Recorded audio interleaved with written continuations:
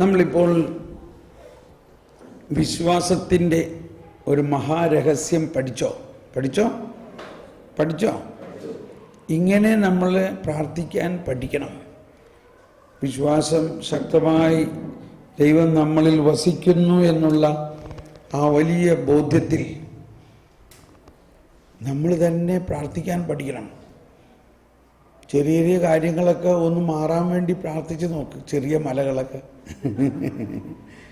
അങ്ങനെ പ്രാർത്ഥിച്ച് വലിയ മലകൾ മാറും. അപ്പോൾ ഈ മലകൾ എന്ന് പറയുന്നത് പ്രധാനമായിട്ട് നമ്മുടെ ജീവിതത്തിലുള്ള ദൈവത്തിൻ്റെ സ്വർഗരാജ്യത്തിനും നീതിക്കും അനുഭവത്തിന് പൂർണ്ണതയിലേക്ക് നയിക്കാൻ വേണ്ടിയുള്ള രൂപാന്തരീകരണമാണ് അവിടുത്തെ പ്രധാന കാര്യം. നമ്മൾ ഈ ഫാൻ ഓഫ് ചെയ്തിട്ടു.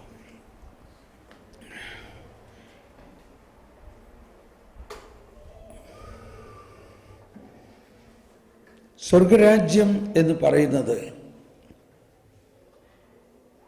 ഈശോ പറഞ്ഞു, എങ്ങനെ സ്വർഗരാജ്യത്തിൽ കയറാൻ പറ്റും? നിക്കോദേമോസ് ഈശോയുടെ അടുത്ത് വന്നിട്ട് പറഞ്ഞു, നീ ദൈവത്തിൽ നിന്ന് വന്ന ഒരു പ്രബോധകനാണെന്ന് ഞാൻ അറിയുന്നു. ദൈവം കൂടെയില്ലെങ്കിൽ ആരും നീ ചെയ്യുന്ന ഈ അടയാളങ്ങൾ ചെയ്യില്ല. അപ്പോൾ ഈശോ എന്ത് പറഞ്ഞു? അപ്പോൾ ഈശോ പറഞ്ഞു, യോഹന്നാൻ്റെ സുവിശേഷം 3-ാം അധ്യായത്തിൽ 3-ാമത്തെ വചനം, യോഹന്നാൻ 3-ാം അധ്യായം 3-ാമത്തെ വചനം, ഈശോ പറഞ്ഞു, നീ വീണ്ടും ജനിക്കുന്നില്ലേ? സത്യമായി ഞാൻ നിങ്ങളോട് പറയുന്നു, സത്യമായി ഞാൻ നിങ്ങളോട് പറയുന്നു, വീണ്ടും ജനിക്കുന്നില്ലെങ്കിൽ ഒരുവനും ദൈവരാജ്യം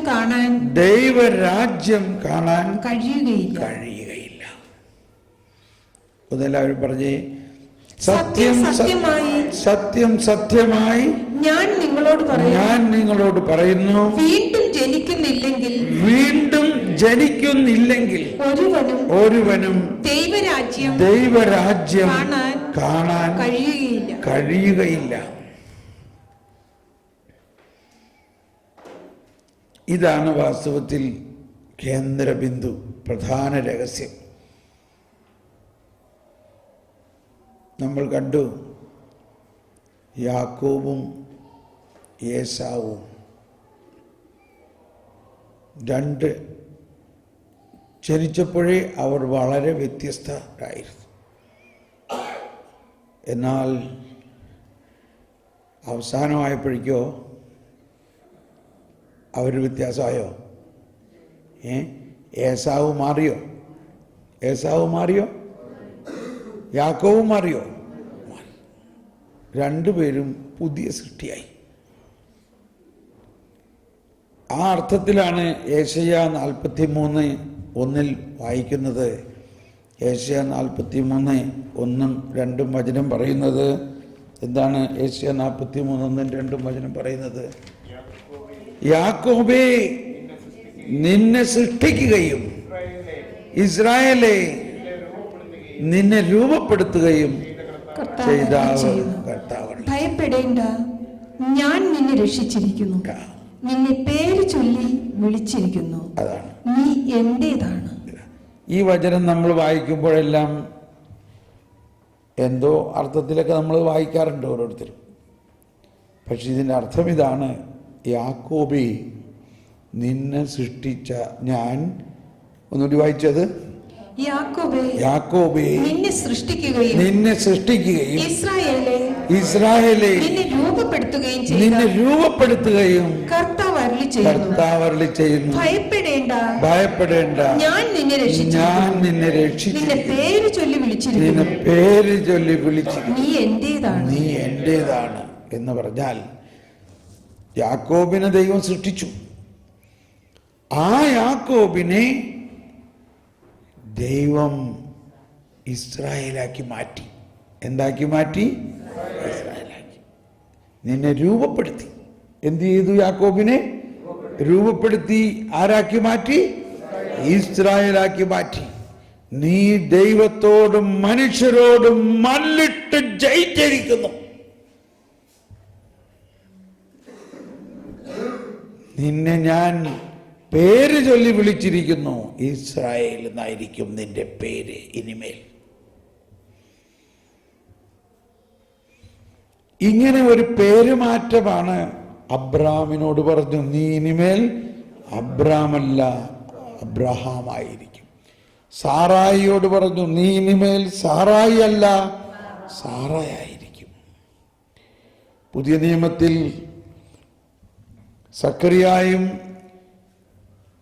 എലിസബത്തിനോട് പറഞ്ഞു, നിങ്ങൾക്ക് ജനിക്കാൻ പോകുന്ന ഈ മകൻ്റെ പേര് യോഹന്നാൻ എന്നായിരിക്കും. വാസ്തവത്തിൽ അവന് പേരെന്താകേണ്ടതായിരുന്നു? സക്കറിയ എന്നാകേണ്ടതായിരുന്നു. അത് യോഹന്നാൻ എന്നായിരിക്കും. ഇതെല്ലാം നമുക്ക് നൽകുന്ന ഒരു സൂചന. ദൈവത്തിൻ്റെ രക്ഷ, ഞാൻ നിന്നെ രക്ഷിച്ചിരിക്കുന്നു എന്ന് പറയുമ്പോൾ തന്നെ ദൈവം നമ്മളെ പുതിയ സൃഷ്ടി ആക്കി മാറ്റുന്നതിലൂടെയാണ് നമ്മുടെ രക്ഷയുടെ പൂർണ്ണ അനുഭവം നമുക്കുണ്ടാകുന്നത്. ഇപ്പോൾ നമ്മൾ പണ്ടൊക്കെ പ്രാരംഭ ധ്യാനത്തിൽ കേട്ടിട്ടുണ്ടല്ലോ, നായിക്കാമരം വിളിച്ചനൊക്കെ പറയാറുള്ളത്, പുതിയ സൃഷ്ടിയാവുക എന്നതാണ് സർവപ്രധാനം. ഓർക്കുന്നുണ്ടോ? ഇപ്പം അതൊന്നും ആരും പറയണ കേൾക്കാറില്ല. ഈ ഇടയ്ക്ക് കേൾക്കാറുണ്ടോ? ഈ ഇടയ്ക്ക് ശാപം, പൂർവശാപം, ശിക്ഷ, പാപം, ബന്ധനം, ഇത്രയുള്ളൂ. ഇതിപ്പോൾ നമ്മളൊരു കാര്യം മനസ്സിലാക്കാൻ വേണ്ടി പഠിക്കുന്നതാണ്. എന്താണ് നമ്മൾക്കുണ്ടാകേണ്ടത്? പുതിയ സൃഷ്ടി. ഇനി ഈ വീക്ഷണത്തിലൂടെ യോഹന്നാൻ്റെ സുവിശേഷത്തെ നമുക്ക് ഒന്ന് കണ്ണോടിക്കുകയാണെങ്കിൽ, യോഹന്നാൻ്റെ സുവിശേഷം ആദ്യം മുതൽ അവസാനം വരെ എല്ലാ അധ്യായങ്ങളിലും ഇതേ വിഷയമാണ്, പുതിയ സൃഷ്ടി ആവുക എന്നതാണ്. പെട്ടെന്ന് പറയാൻ പോവുകയാണ്. 1-ാം അധ്യായത്തിൽ ഇവിടെ ചായ കൊണ്ടുവന്ന് വെച്ചിട്ടുണ്ടായിരുന്നു. ഫ്ലാസ്കിൽ ചായ കൊണ്ടുവന്നുണ്ടോ? Okay thank you. കണ്ടോ, അന്വേഷിപ്പിൻ കണ്ടെത്തും. യോഹന്നാന്റെ സുവിശേഷം 1-ാം അധ്യായം 12-ാമത്തെ വചനം വായിക്കാം. തന്നെ സ്വീകരിച്ചവർക്കെല്ലാം, തന്റെ നാമത്തിൽ വിശ്വസിക്കുന്നവർക്കെല്ലാം ദൈവമക്കളാകാൻ അവൻ ആ കഴിവ് നൽകി. അവർ ജനിച്ചത് രക്തത്തിൽ നിന്നോ ശാരീരിക അഭിലാഷത്തിൽ നിന്നോ പുരുഷന്റെ ഇച്ഛയിൽ നിന്നോ അല്ല, ദൈവത്തിൽ നിന്നത്രേ. എല്ലാവരും ശബ്ദമുയർത്തി. തന്റെ നാമത്തിൽ, ആദ്യം മുതൽ. തന്നെ സ്വീകരിച്ചവർക്കെല്ലാം തന്റെ നാമത്തിൽ വിശ്വസിക്കുന്നവർക്കെല്ലാം ദൈവമക്കളാകാൻ അവൻ കഴിവ് നൽകി. അവർ ജനിച്ചത് രക്തത്തിൽ നിന്നോ ശാരീരിക അഭിലാഷത്തിൽ നിന്നോ പുരുഷന്റെ ഇച്ഛയിൽ നിന്നോ അല്ല, ദൈവത്തിൽ നിന്നത്രേ. ഇപ്പോ ഇത് പുതിയ സൃഷ്ടിയാകണ കാര്യമല്ലേ പറഞ്ഞേക്കണേ? കൃത്യമല്ലേ? 1-ാം അധ്യായത്തിന്റെ ആദ്യം തന്നെ പറഞ്ഞിരിക്കുന്നത്, ആദിയിൽ വചനമുണ്ടായി, വചനം ദൈവമായിരുന്നു, വചനം സകലതും അവനിലൂടെ സൃഷ്ടിക്കപ്പെട്ടു. എന്നാൽ ആ സൃഷ്ടി ആയ മനുഷ്യനിൽ 1-ാം അധ്യായത്തിൽ 1-ാം വചനത്തിൽ നിന്ന് മാറി ഇപ്പോൾ 12-ൽ വന്നപ്പോൾ എന്തായി? തന്നെ സ്വീകരിച്ചവർക്കെല്ലാം, തന്റെ നാമത്തിൽ വിശ്വസിച്ചവരെല്ലാം ദൈവ മക്കളാകാൻ അവർക്ക് കഴിവ് നൽകി. അവർ മനുഷ്യന്റെ ഇച്ഛയിൽ നിന്നോ ശാരീരിക അഭിലാഷത്തിൽ നിന്നോ അല്ല, ദൈവത്തിൽ നിന്നത്രേ. ഇതാണ് നമ്മളെല്ലാവരും ജനിച്ചത് സ്ത്രീയും പുരുഷനുമായിട്ടുള്ള ബന്ധത്തിൽ ശാരീരിക അഭിലാഷത്തിൽ നിന്നാണ് ജനിച്ചത് ഇല്ലേ? എന്നാൽ ജനിച്ച് വീണ് 8-ാം പക്കം അല്ലെങ്കിൽ 7-ാം പക്കം അല്ലെങ്കിൽ കുറച്ച് ദിവസം കഴിഞ്ഞിട്ട് നമ്മൾ ജ്ഞാനസ്നാനം സ്വീകരിച്ചപ്പോൾ നമ്മൾക്ക് പേര് വന്നു. നമുക്ക് പേരിട്ടു. ആ ജ്ഞാനസ്നാനം സ്വീകരിച്ചതോടെ നമ്മൾ യേശുക്രിസ്തു അവനിൽ വിശ്വസിക്കുകയും അവനെ സ്വീകരിക്കുന്നവരുമായി മാറി. അപ്പം നമ്മൾ ആരായി? നമ്മൾ ദൈവ മക്കളായി. ഈ ദൈവമക്കളാകുന്ന അവസ്ഥയ്ക്ക് പുതിയ സൃഷ്ടി. അപ്പോൾ നമ്മൾ പുതിയ സൃഷ്ടിയായി. പക്ഷെ നമ്മളിപ്പോഴും മാമോദീസ എല്ലാം ഒരു ചടങ്ങ് മാതിരി അങ്ങ് നടത്തി പോകുന്നു. ആരെങ്കിലും ഇങ്ങനെ ആഴമായിട്ട് വിശ്വസിക്കുന്നുണ്ടോ? ഈ മാമോദീസായിൽ എന്താണ് സംഭവിക്കുന്നതെന്ന് വിശ്വസിക്കുന്നുണ്ടോ? ഇവിടെയാണ് നമുക്കുണ്ടാകേണ്ട അടിസ്ഥാനപരമായ ഒരു നവീകരണം, ഈ കുദാശകളുടെ നവീകരണം. ആ വാതിലൊന്ന് ചാരിയിടാമോ? ആ ലൈറ്റ് എങ്ങനെ പോകുന്നത്? വേണമെങ്കിൽ ആ കർട്ടൻ, ജനലിൻ്റെ കർട്ടനും ഇട്ടോളൂ. വാതിലടച്ചിട്ടോ? ഓൾറൈറ്റ്. Thank you. അപ്പോൾ ശ്രദ്ധിക്കണം, ഇനി നമ്മൾ പെട്ടെന്ന് ഓടാൻ പോവുകയാണ്. ഇത് നിങ്ങൾ ഒരിക്കലും മറക്കാത്ത ഒരു ഓട്ടമായിരിക്കും. യോഹന്നാൻ്റെ സുവിശേഷത്തിലൂടെയുള്ള ഓട്ടം. 1-ാം അധ്യായം ഓടി ഇല്ലേ? 1-ാം അധ്യായത്തിൽ ഇതാണ് പ്രധാന തീം, പുതിയ സൃഷ്ടിയാവുക. 2-ാം അധ്യായത്തിൽ എന്താ? 2-ാം അധ്യായത്തിൻ്റെ തീം നമുക്ക് എല്ലാവർക്കും അറിയാം. എന്താണ്? വെള്ളം വീഞ്ഞായി. എന്തിനാ വെള്ളം വീഞ്ഞാക്കിയത്? എന്താ വെള്ളം വീഞ്ഞാക്കുന്നു എന്നതിൻ്റെ അർത്ഥം?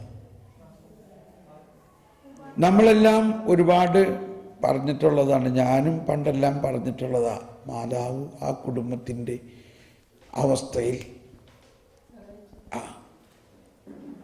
മാതാവ് ആ കുടുംബത്തിൻ്റെ അവസ്ഥ കണ്ടിട്ട് കല്യാണ വിരുന്നിൽ വീഞ്ഞു തീർന്നു പോയാൽ ഉണ്ടാകുന്ന ദാരുണ അവസ്ഥയെ മാതാവ് അവരുടെ കുറവുകളെല്ലാം നികത്തി അവരെ സഹായിച്ചു.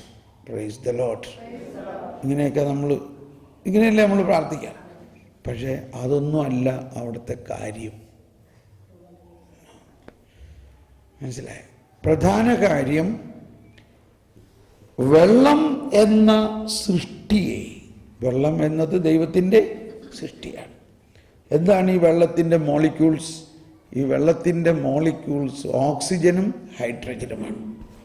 ഓക്സിജനും ഹൈഡ്രജനും എന്ന ഈ മോളിക്യൂൾസ് ആയ ഈ വെള്ളത്തെ ദൈവത്തിൻ്റെ പുതിയ സൃഷ്ടിയാക്കുന്ന, വീണ്ടും ജനിക്കുന്ന പ്രവർത്തനത്തിലൂടെ പുതിയ സൃഷ്ടിയായ മറ്റൊരു സൃഷ്ടിയായ വീഞ്ഞാക്കി മാറ്റിയിരിക്കുന്നു. Praise the Lord. വീഞ്ഞിൻ്റെ മോളിക്യൂൾസ് എന്താ? ആൽക്കഹോളിൻ്റെ മോളിക്യൂൾസ് എന്താ? CH3CH2OH.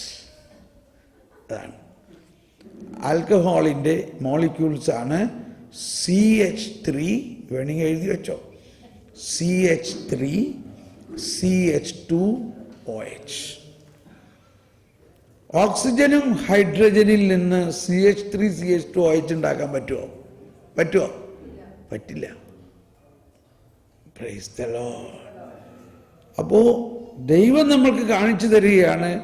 അപ്പോൾ അവിടെ വീഞ്ഞുണ്ടാകണമെന്നുണ്ടെങ്കിൽ വീഞ്ഞുണ്ടാകട്ടെ എന്ന് പറഞ്ഞാൽ വീഞ്ഞുണ്ടാകുമായിരുന്നല്ലോ. ഈ വെള്ളം എടുക്കേണ്ട ആവശ്യമുണ്ടോ? അവിടെ അവസാനം പറഞ്ഞിരിക്കുന്നത് എന്താ? 2-ാം അധ്യായത്തിൽ ഇത് അവൻ തൻ്റെ മഹത്വം വെളിപ്പെടുത്തുന്നതിന് ചെയ്ത ആദ്യത്തെ അടയാളമാണ്. ആദ്യത്തെ അടയാളം. അപ്പോൾ അവിടുത്തെ പ്രധാന വിഷയം ഈ 1-ാം അധ്യായത്തിൽ പറഞ്ഞിരിക്കുന്നതും 3-ാം അധ്യായത്തിൽ പറയാൻ പോകുന്നതുമാണ്. 3-ാം അധ്യായത്തിൽ ആരംഭത്തിൽ തന്നെ നിക്കോദേമോസ് വന്നിട്ട് പറയാണ്, അങ്ങ് ദൈവത്തിൽ നിന്ന് വന്ന ഒരു ഗുരുവാണ്. മലയാളത്തിൽ ഗുരു എന്നാണ് പറഞ്ഞിരിക്കുന്നത്. ഈ കാലഘട്ടത്തിൽ ഗുരു എന്ന് നമുക്ക് പറഞ്ഞാൽ ശരിക്കും മനസ്സിലാവില്ല. ഗുരു നല്ല വാക്കാണ്, പക്ഷെ ഒരു പ്രബോധകൻ ഇല്ലേ? ദൈവത്തിൽ നിന്ന് വന്ന you are a teacher has come from God. You are a teacher who has come from God. ഇസ്രായേലിലെ ഏറ്റവും വലിയ ടീച്ചറാണ് നിക്കോദേമോസ്. ആ നിക്കോദേമോസിന് ഒരു കാര്യം മനസ്സിലായി. ഞാൻ ഇത്രയും വലിയ ടീച്ചറായിട്ടും ഞാൻ പറയണതൊന്നുമല്ല, ഇദ്ദേഹം പറയണത് ഇന്നേ വരെ ഒരു മനുഷ്യരും പറയാത്ത കാര്യമാണ്. You are a teacher from God. ഒത്തൊരു കാര്യം പറയണം. എന്നിട്ട് പറയാണ്, നീ ചെയ്യുന്ന അടയാളങ്ങൾ ദൈവം കൂടെ ഇല്ലെങ്കിൽ ആർക്കും ചെയ്യാൻ പറ്റില്ല. ഏത് അടയാളത്തെ കുറിച്ചാണ് നിക്കോദേമോസ് പറയുന്നത് ഇവിടെ? 2-ാം അധ്യായത്തിലെ വെള്ളം വീഞ്ഞാക്കുന്ന ആ സംഭവമാണ്. അപ്പോൾ നിക്കോദേമോസ് ഇത്രയും ആധികാരികമായിട്ട് ഇത് പറയണമെന്നുണ്ട്, തീർച്ചയായിട്ടും ഇങ്ങേരും കാനായിലെ കല്യാണത്തിന് ഉണ്ടായിരുന്നിരിക്കണം. ഈ അനിമേഷൻ ഫിലിമിൽ കാനായിലെ കല്യാണത്തിന് ഞാൻ അതിൻ്റെ സ്ക്രിപ്റ്റ് എഴുതിയ സമയത്താണ് ഈ വലിയ ഉൾക്കാഴ്ച എനിക്ക് കിട്ടിയത്. എന്നിട്ട് ആ സ്ക്രിപ്റ്റ് മുഴുവൻ ഞാൻ വീണ്ടും മാറ്റി എഴുതി. ഇപ്പം ഇത് കാനായിലെ കല്യാണത്തിന് ഇത് വായിക്കുമ്പോൾ അത് കാണുമ്പോൾ ഇത് മനസ്സിലാകാൻ വേണ്ടി അവിടെ ഒരു ചർച്ച, നിക്കോദേമോസിൻ്റെ കൂടെ വന്ന ആൾക്കാരെ കൂടി ഒരു ചർച്ച സംഘടിപ്പിച്ചു. എന്ന് പറഞ്ഞാൽ കല്യാണ വീട്ടിൽ ചർച്ച ചെയ്തൂടെ?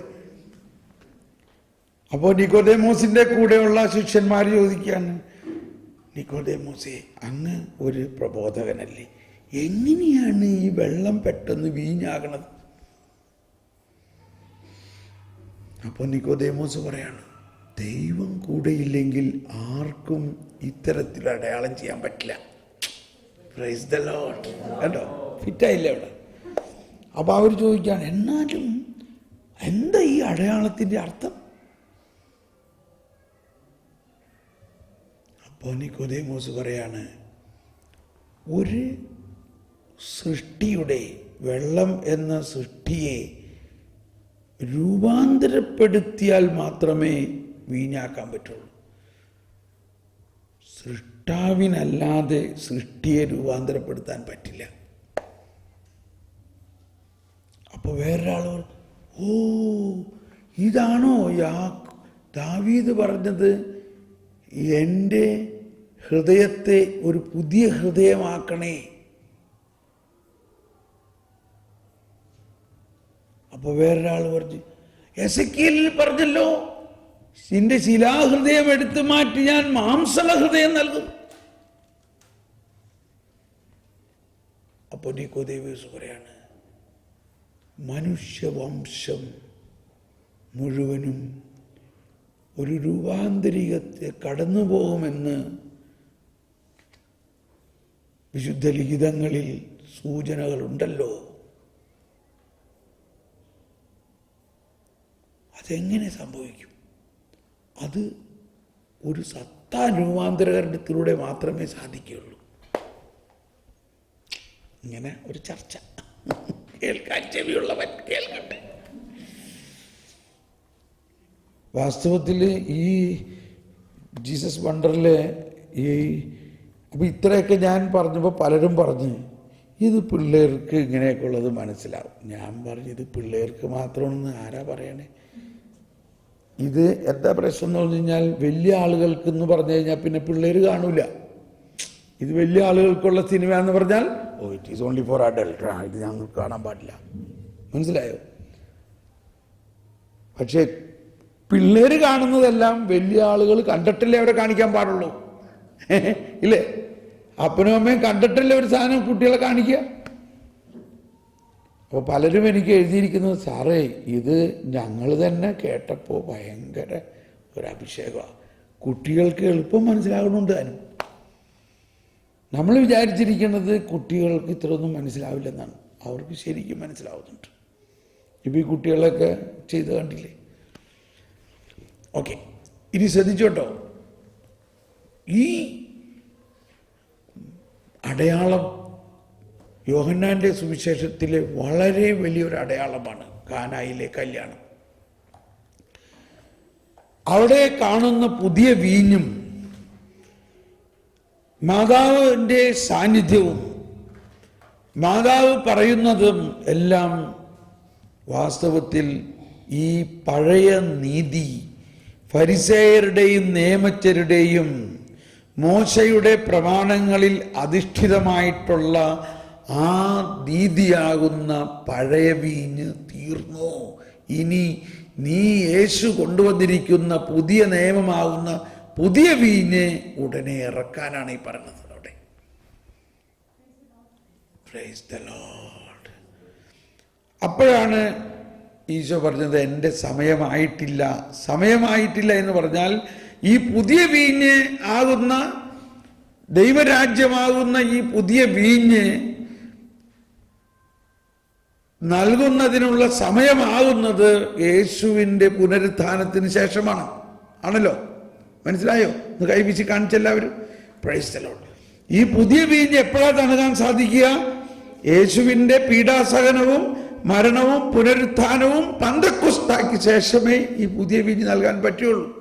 എന്നാൽ ഈ മാതാവും ഈശോയും തമ്മിലുള്ള സംഭാഷണം വാക്കുകളിൽ പറഞ്ഞിരിക്കുന്നത് നമ്മൾ കേൾക്കാൻ വേണ്ടിയാ. പക്ഷെ നമ്മൾ കേൾക്കാണ്ട് അവർ തമ്മിൽ ഒരുപാട് സംഭാഷിക്കുന്നുണ്ട്. എന്തുകൊണ്ടാ? അവരുടെ ഹൃദയം രണ്ടും ഒന്നാണ്. മാതാവിൻ്റെ ഹൃദയത്തിൽ എന്തെങ്കിലും ഒന്ന് തോന്നിയാൽ ഉടനെ അത് യേശുവിൻ്റെ ഹൃദയത്തിൽ പൊങ്ങും. യേശുവിൻ്റെ ഹൃദയത്തിൽ എന്തെങ്കിലും ഒന്ന് തോന്നിയാൽ അതുടനെ മാതാവിൻ്റെ ഹൃദയത്തിലും തോന്നും. അവർ തമ്മിൽ അതാണ് കോണ്ടംപ്ലേഷൻ എന്ന് പറഞ്ഞാൽ. ഇത് അവർ തമ്മിൽ നിന്ന് മാത്രമല്ല, നമ്മളും ദൈവമായിട്ടും ഇങ്ങനെ തന്നെയാണ്. നമ്മളെല്ലാം സംസാരിക്കേണ്ട ആവശ്യമില്ല. ഭാഷണമില്ല, വാക്കുകളില്ല, ശബ്ദം പോലും കേൾക്കാനില്ല, എന്നിട്ടും അവയുടെ സ്വരം ഭൂമിയിലെങ്ങും വ്യാപിക്കുന്നു. അവയുടെ വാക്കുകൾ ലോകത്തിൻ്റെ അതിർത്തിയോളമെത്തുന്നു.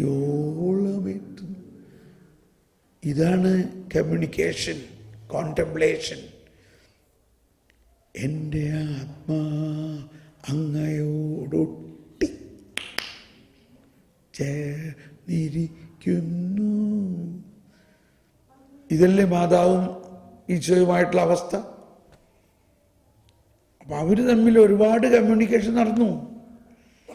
മാതാവ് പറയാണ്, എന്നെ നോക്ക്, ഞാനല്ലേ ഈ പുതിയ വീഞ്ഞ്, ഞാനല്ലേ ഈ പുതിയ സൃഷ്ടിയാകുന്നതിൻ്റെ ആദ്യത്തെ സൃഷ്ടി, ഞാനല്ലേ ഈ പുതിയ ഹവ്വ, ഞാൻ ജനിച്ചത് തന്നെ വെള്ളം വീഞ്ഞാകുന്നതിലൂടെയാണ്. എന്നിലുണ്ടായിരുന്ന ഉത്ഭവഭാവത്തെ പൂർണ്ണമായി എടുത്തു മാറ്റി പുതിയ സൃഷ്ടിയാക്കിയിട്ടല്ലേ കൃപ നിറഞ്ഞ് എന്നെ ജനിപ്പിച്ചത്. അത് നിന്റെ തന്നെ, അതായത് ഈശോയുടെ പീഡാനുഭവവും ഉത്ഥാനവും പന്തക്കുസ്തായിലൂടെയും ഉള്ള കൃപയുടെ ഒരു മുൻ ആസ്വാദനമല്ലേ? മനസ്സിലായോ? ശരിയല്ലേ? അമലോത്ഭവം. അപ്പോൾ ഈശോ പറഞ്ഞു, ഓക്കെ, എന്നാ ശരി, അതൊരു മുൻ ആസ്വാദനത്തിൻ്റെ അടയാളം ആക്കി കാണിക്കാം വരാനിരിക്കുന്നതിന്. ഈ ബൈബിളിൽ നമ്മുടെ ആത്മീയതക്കെല്ലാം മുൻ ആസ്വാദനമുണ്ട്. നമ്മുടെ ആത്മീയതയിൽ എല്ലാത്തിനും മുൻ ആസ്വാദനമുണ്ട്. ശരീരത്തിൻ്റെ ഉയർപ്പിൻ്റെ മുൻ ആസ്വാദനം നമുക്കിപ്പോൾ ലഭിക്കുന്നുണ്ടോ? ഉണ്ട്. പുതിയ ജെറുസലേമിന്റെ മുൻ ആസ്വാദനമുണ്ടോ? ഉണ്ട്. സ്വർഗത്തിന്റെ മുൻ ആസ്വാദനം ഇവിടെ ഉണ്ടോ? ഉണ്ട്. ഒന്ന് കൈവീശി കാണിച്ച്. നിങ്ങൾ കണ്ണടയ്ക്കല്ലേ. കണ്ണടയ്ക്കുമ്പോൾ എനിക്ക് പേടിയാ. ഇത് നിങ്ങൾ ഉറങ്ങിപ്പോകരുത്. ഇത് വളരെ പ്രധാനപ്പെട്ടൊരു കാര്യമാണ് കേൾക്കാൻ പോകുന്നത്. അപ്പോൾ മാതാവ് പുതിയ രാജ്യത്തിൻ്റെ അല്ലെങ്കിൽ ദൈവരാജ്യത്തിൻ്റെ ഈ പുതിയ നിയമത്തിൻ്റെ ഈ പുതിയ വീഞ്ഞിൻ്റെ ആദ്യത്തെ വ്യക്തിയാണ്, പുതിയ സൃഷ്ടി. അതാണ് മേരി ദ മോഡൽ. മാതാവാണ് മോഡൽ ഒരു ക്രിസ്ത്യാനി, അതായത് പുതിയ സൃഷ്ടി. എന്നാൽ മാതാവ് യഹൂദ സ്ത്രീ ആയിരുന്നു, ഇല്ലേ? ആ യഹൂദ സ്ത്രീ ആയിരിക്കെ ആ മാതാവിനെ ഇപ്പോൾ ആ യഹൂദ പാരമ്പര്യങ്ങളും യഹൂദ നിയമങ്ങളെക്കാൾ ശ്രേഷ്ഠമായ കൃപ നിറഞ്ഞ പുതിയ സൃഷ്ടിയാക്കി മാറ്റിയിരിക്കുന്ന ആ പുതുവീഞ്ഞ് പോലെ ഇപ്പോൾ അടയാളം കാണിക്കാൻ പറയാണ്. ഓക്കെ, അപ്പോൾ അവർ തമ്മിൽ എഗ്രിമെൻ്റായി. എന്നിട്ട് ഇനി മാതാവ് പറയാണ്, അവൻ പറയുന്നത് കേൾക്കുവിൻ. അവൻ പറയുന്നത് കേൾക്കുവിൻ എന്ന് പറയുന്നത് പിതാവ് താബോർ മലയിൽ പറഞ്ഞു, മോശയും ഏലിയായും, നിയമവും പ്രവാചകന്മാരുമാണ് അത്. മോശ, നിയമം, ഏലിയ, പ്രവാചകൻ. നിയമവും പ്രവാചകന്മാരും യോഹന്നാൻ വരെ ഉള്ളൂ. കണ്ടോ, കഴിഞ്ഞ വചനത്തിൽ നമ്മൾ കേട്ടില്ലേ? അത് കഴിഞ്ഞാലോ? അത് കഴിഞ്ഞാൽ സ്വർഗരാജ്യത്തിൻ്റെ സുവിശേഷം വരുന്നു. അപ്പോൾ മോശയും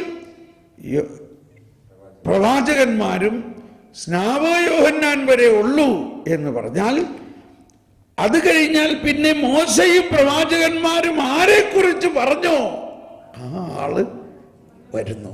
ആളാരാണ്? ഈശോ. ആളെന്താണ് കൊണ്ടുവരുന്നത്? ദൈവരാജ്യം. ആളെന്ത് നിയമമാണ് കൊണ്ടുവരുന്നത്? ഒരു പുതിയ നിയമം. ആളെന്ത് നീതിയാണ് കൊണ്ടുവരുന്നത്? ദൈവനീതി.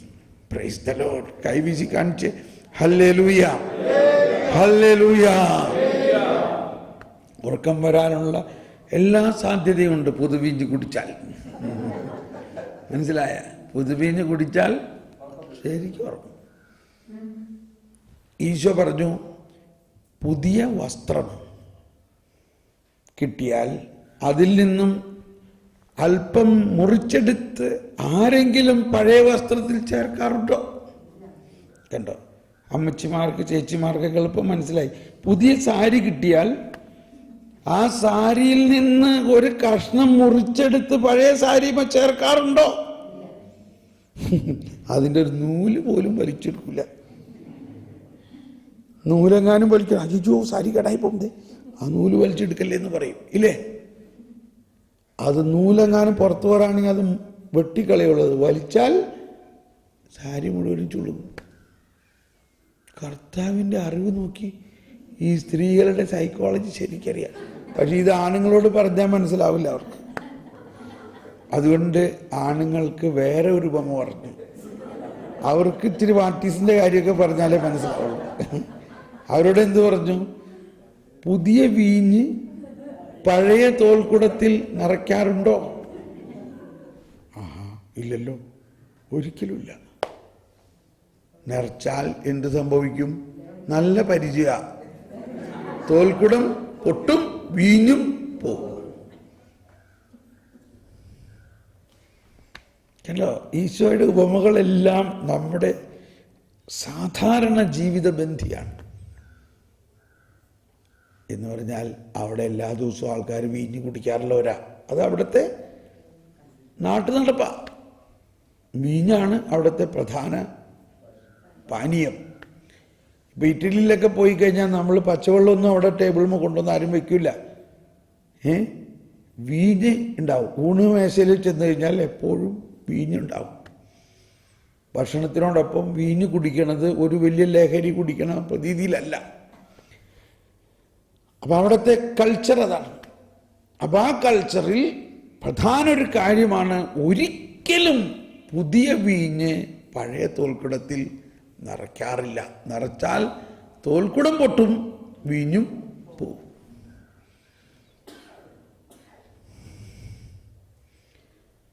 ഈ പഴയ വസ്ത്രം ഫരിസേയരും നിയമജ്ഞരും പാലിക്കുന്ന മോശയുടെ നിയമത്തിന് അടിസ്ഥാനത്തിലുള്ള ദൈവനീതിയാണ് പഴയ വസ്ത്രം. എന്നാൽ പുതിയ വസ്ത്രം യേശു നൽകുന്ന കരുണ നിറഞ്ഞ പുതിയ കൽപ്പന അനുസരിച്ചുള്ള ദൈവനീതിയാണ്. പുതിയത് കിട്ടിയാൽ പിന്നെ പഴയത് മാറ്റി പുതിയതല്ലേ എടുക്കണ്ടേ? പുതിയ വീഞ്ഞ് കിട്ടിയാൽ അതിനെന്ത് വേണം? പുതിയ തോൽക്കുടം വേണം.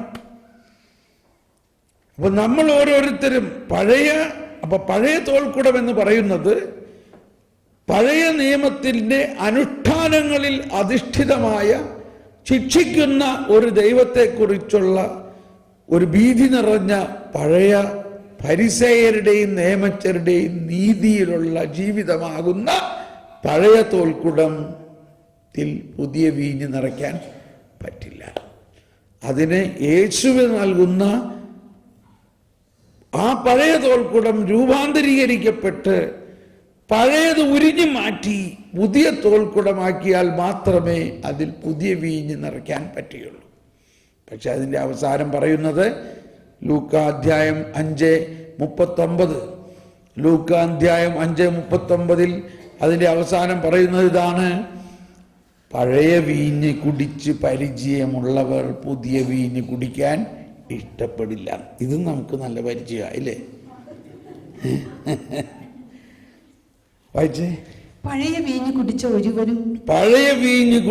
ഒരുവനും പുതിയത് ഇഷ്ടപ്പെടുകയില്ല. പഴയതാണ് മെച്ചമെന്നല്ലേ പറയുള്ളൂ. കണ്ടോ? ഇതൊക്കെ കറക്റ്റ് ഫിറ്റ് ആവുന്നില്ലേ നമ്മുടെ വചനവേദിയിലും ധ്യാന കേന്ദ്രങ്ങളിലും ഒക്കെ? ഇന്നലെ ഒരാൾ സാക്ഷ്യം പറഞ്ഞില്ലേ, കുമ്പസാരിക്കാൻ പോകുമ്പോൾ വലിയൊരു ലിസ്റ്റ് തരും. 10 കൽപ്പനകളെ 650 കൽപ്പനകളാക്കിയ ആ ലിസ്റ്റ് മാതിരി ഒരു ലിസ്റ്റ് ഇപ്പോഴും നമുക്ക് തരിക അല്ലേ പറഞ്ഞതിന്റെ അർത്ഥം? അപ്പോൾ നമ്മൾ എവിടെയാ? നമ്മളിപ്പോഴും പഴയ തോൽക്കുടമാണ്. പുതിയ തോൽക്കുടത്തിൽ ലിസ്റ്റില്ല, ലിസ്റ്റിന്റെ ആവശ്യമില്ല. കാരണം കർത്താവ് നമ്മുടെ പാപങ്ങൾ ഓർക്കുക പോലുമില്ല എന്നാ പറഞ്ഞേ. കർത്താവ് നമ്മുടെ പാപങ്ങൾ ഓർക്കുക പോലുമില്ല.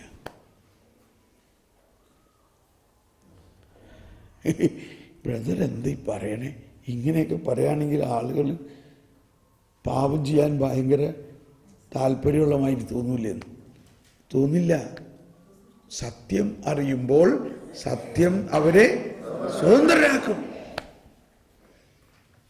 വിശ്വാസത്തിലൂടെയാണ് നമ്മൾ ജീവിക്കുന്നത്. നീതിമാൻ വിശ്വാസം വഴി ജീവിക്കുന്നു. ഇപ്പൊ നമ്മൾ എന്ത് പറയുന്നു? സത്യം വന്നിട്ടും സത്യം മറച്ചു വെച്ചുകൊണ്ട് നമ്മൾ കർത്താവ് പറഞ്ഞ പഴയ വസ്ത്രം മാറ്റ്, പുതിയത് തന്നേക്കണോ? ഇല്ല, അത് മാറ്റണ്ട, ഒരിച്ചിരി പുതിയൊരിച്ചിരി കഷ്ണം കിട്ടിയാൽ മതി നമുക്ക്. എന്നോട് ക്ഷമിക്കണം ഞാനിങ്ങനെ പറയുന്നതിൽ. ഇതാണ് ഇന്ന് നമ്മൾ ചെയ്യുന്നത്. നമ്മൾ ഇന്ന് എന്താ ചെയ്യുന്നത്? പുതിയ വസ്ത്രം കിട്ടിയിട്ട് യേശുക്രിസ്തുവിലൂടെയുള്ള മാമോദീസാസ് ലഭിച്ചു, സ്ഥൈര്യലേപനം ലഭിച്ചു, വിശുദ്ധ കുർബാന ലഭിച്ചു, കുമ്പസാരം ലഭിച്ചു, യേശുവിനെ മുഴുവനും കിട്ടിയിട്ടും അതിൻ്റെ ഒരു കഷ്ണം കീറി പഴയ വസ്ത്രത്തെ വിടാണ്ട് അതുമ്മ തുന്നി പിടിപ്പിച്ചുകൊണ്ട് ജീവിക്കുന്നതാണ് ഇന്നത്തെ കുറേ ആളുകളുടെ അവസ്ഥ.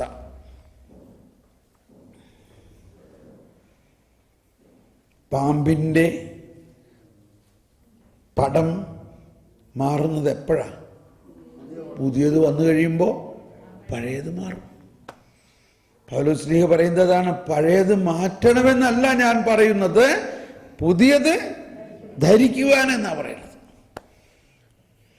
ഇപ്പം നമ്മൾ നാട്ടിൻപുറത്തൊക്കെ ആൾക്കാർ കുളിക്കാൻ കടവിലൊക്കെ പോയി കഴിഞ്ഞ് വന്ന് ആ ഈറൻ മാറ്റണത് പഴയത് മാറ്റിയിട്ടാണോ പുതിയത് ഉടുക്കണേ?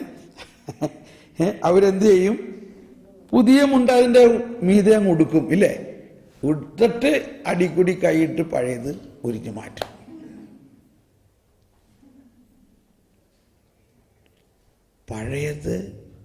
പുതിയത് ഉടുക്കുക, എന്നിട്ട് പഴയത് മാറ്റുക.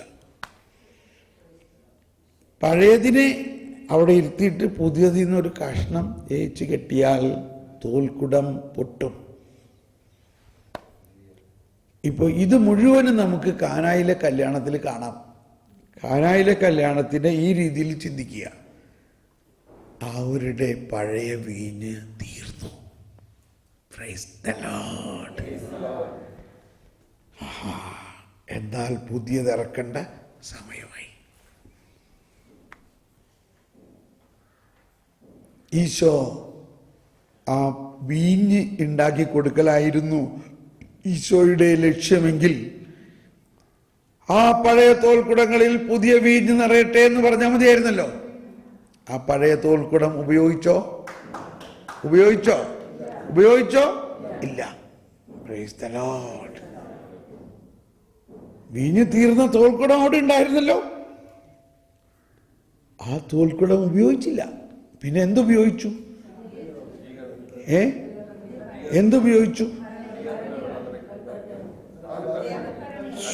കൽഭരണികൾ ഉപയോഗിച്ചു. ഈ കൽഭരണികൾ എന്തിനു വേണ്ടി വെച്ചിരുന്നായിരുന്നു അവിടെ? ശുദ്ധീകരണം എങ്ങനെയാ അവർ നടത്തിയിരുന്നത്? അവരുടെ കാല് കഴുകാൻ വെള്ളം വെച്ചിരുന്ന ഭരണി. നമ്മളൊന്ന് ആലോചിച്ച് നോക്കി. നമ്മുടെ വീട്ടിലും കാലൊക്കെ കഴുകാറുണ്ടായിരുന്നു നമ്മളില്ലേ? പണ്ടൊക്കെ നമ്മളുടെ വീട്ടിൽ മോണ്ടകം എന്ന് പറയില്ല, കിണ്ടിയല്ല, മോണ്ടകം എന്ന് പറഞ്ഞാൽ അതല്ല. അതായത് വീടിന്റെ ഫ്രണ്ടിൽ തന്നെയുള്ള പോർട്ടിക്കോയിന്റെ ഫ്രണ്ടിൽ ഒരു സ്ഥലത്ത് നമ്മൾ കാല് കഴുകാറുണ്ടായിരുന്നു. അപ്പൊ അതിന് ഒരു കിണ്ടിയൊക്കെ വേറെ, അതൊന്നും വേണ്ട, വേറെ ഒരു വലിയ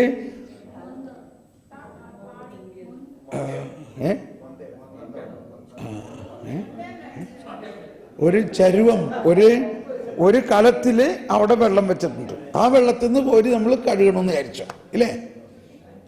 ആ ചരുവം അല്ലെങ്കിൽ ആ പാത്രം, വെള്ളം വെക്കണ പാത്രം നമ്മൾ അടുക്കളയിൽ ഉപയോഗിക്കുമോ? ഇല്ല.